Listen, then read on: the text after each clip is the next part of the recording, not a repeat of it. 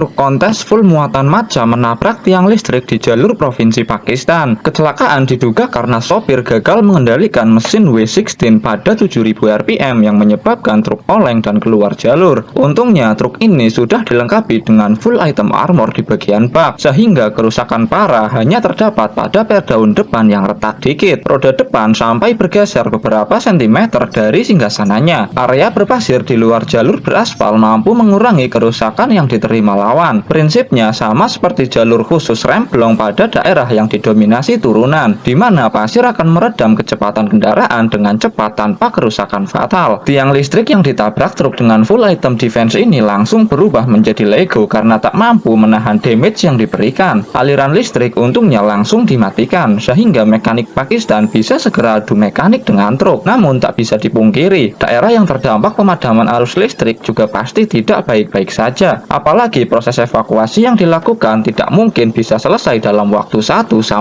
jam. Aksesoris di atas kabin juga rusak parah karena menghantam kabel listrik dalam kecepatan tinggi. Petugas PLN langsung datang ke lokasi untuk memastikan keadaan dan bernegosiasi dengan mekanik Pakistan yang akan mengevakuasi truk. Truk tronton bak terbuka didatangkan untuk melangsir muatan matcha yang harus segera dikirimkan ke pengepul untuk menghindari pembusukan. Mekanik Pakistan langsung bekerja sama untuk segera melangsir muatan. Kerjasama full satu squad diperlukan untuk mengatasi objektif ini. Membongkar muatan juga tak bisa sembarangan. Mereka harus menurunkannya satu persatu tanpa bantuan alat apapun. Ini tentu akan memakan waktu yang sangat lama, mengingat muatan yang mereka bongkar adalah full satu bak truk kontes. Matcha ini nantinya akan diolah menjadi bahan makanan ataupun minuman dengan rasa yang sangat nikmat. Karena keterbatasan media dan alat bantu, proses melangsir muatan ini memakan cukup banyak waktu. Tentu saja hal ini akan dihitung sebagai uang lembur bagi mekanik Pakistan. Beberapa serpihan per daun bahkan sampai tertimbun di bawah pasir. Proses melangsir muatan akhirnya selesai saat malam hari. Keesokan paginya, mekanik Pakistan langsung mendatangkan full satu set item bengkel yang akan digunakan untuk memperbaiki truk kontes. Item ini terdiri dari beberapa dongkrak, balok kayu, dan set kunci lengkap dengan palu. Semua obstacle yang menghalangi harus disingkirkan ke tempat yang terbuka. Dongkrak hidraulik dan balok kayu langsung disusun untuk mengangkat bodi depan. Proses ini harus dilakukan dengan hati-hati karena kontur tanah berpasir yang tidak rata dapat mengganggu jalannya pertandingan. Bumper depan juga harus dilepas karena mengganggu jalannya pertandingan. Terlihat kerusakannya cukup parah. Kaki-kaki depan sampai maut-maut bercampur dengan pasir. Namun kerusakan seperti ini termasuk kerusakan ringan bagi mekanik Pakistan. Walaupun tak dapat dipungkiri kalau mengevakuasi truk kontes perlu waktu yang lama. Combo dari dongkrak ulir dan balok kayu menjadi mikro pertandingan yang cukup efektif untuk mengangkat bodi depan tronton. Setelah bodi terangkat cukup tinggi, mereka kemudian menggali lubang di dekat roda. Hal ini diperlukan karena balok kayu yang mereka bawa ternyata sudah habis dan tidak bisa lagi mengangkat bodi truk lebih tinggi. Semua material di dekat objektif juga harus disingkirkan. Material ini terdiri dari bongkahan batu dan pasir. Proses evakuasi per daun secara resmi dimulai. Mereka hanya perlu mengutus 2 player untuk adu mekanik. Masing-masing dari mereka mengatasi satu sisi per daun. Tapi 2 player yang bertanding ini tak bisa diremehkan. Mereka termasuk player yang masuk jajaran top leaderboard untuk roll per daun. Mengevakuasi per daun truk kecil seperti ini tak perlu waktu lama dan effort yang lebih. Setelah berhasil dievakuasi, satu set per daun harus dibongkar untuk mengidentifikasi masalah lebih lanjut. Permukaan per daun yang sudah diselimuti karat menandakan usia pakainya yang sudah mencapai jutaan tahun. Jadi mereka perlu menganalisanya satu demi satu untuk memastikan tidak ada kerusakan lebih lanjut. Kerusakan parah ada di per daun utama. Dudukan pin sampai patah. Berbeda dengan satu set per daun yang satunya. Tidak patah tapi bengkok cukup parah. Sepertinya material yang digunakan berbeda. Bengkoknya juga tak main-main. Bahkan hampir membentuk sudut siku-siku. Treatment yang sama juga berlaku pada set per daun ini. Satu persatu per daun harus dianalisa lebih lanjut sebelum dibawa ke base untuk direstorasi. Setelah per daun dievakuasi, hanger bekas kanibalan dari truk lain yang mereka bawa kemudian dipasangkan kembali agar tidak hilang. Karena customer kali ini memiliki budget yang terbatas, jadi beliau meminta mekanik Pakistan untuk mengakalinya saja. Mereka pun memaklumi situasi ini dan menyanggupi permintaan customer. Lagian kata ganti baru juga tidak ada di dalam kamus bahasa mereka. Bermodalkan basic attack yang dikombo dengan skill 1,